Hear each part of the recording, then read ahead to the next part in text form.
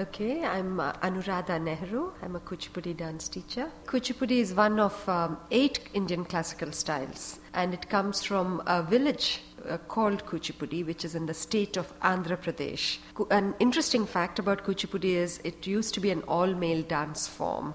Women were only introduced to this style recently, 50 odd years ago, and today we have more women dancers than men. And primarily this is because of economic reasons, I think. And Kuchipudi is a style that is geographically between 2 other styles of Indian classical dance called Bharatanatyam and Odissi. Kuchipudi lies in between these 2 states, both geographically and even in terms of the dance style, interestingly enough. It's got clean lines, but it's got also some fluidity in its movements. Otherwise, Kuchipudi is a dance form that we use both for a display of the beauty in form of the movement, as well as a narrative to tell stories, to tell episodes.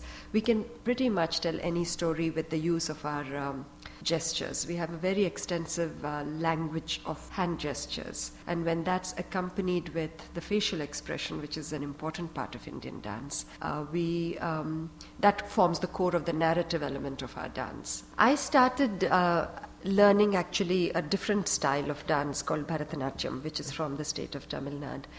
When I was 8 years old, I began learning and studying dance. I only moved to Kuchipudi, the style of Kuchipudi, when I was in college.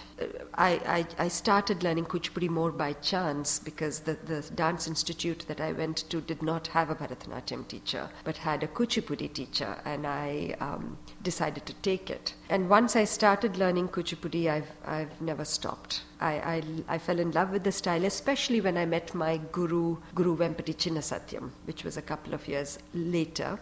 And because it's from the state that I come from, the language of the songs were all in the language that I know. For me, teaching was a way to keep in touch with the style, because when I first came to this country, there were very few Indians and even fewer people that understood Indian dance. So it was really difficult for me to even keep up my dancing here. It was very hard to go into a basement and perform with 4 bare walls and have nobody to interact with, nobody to, no audience to watch. It was very hard. And I think I primarily decided to teach just to keep it alive. Maryland is very different than, at least for me.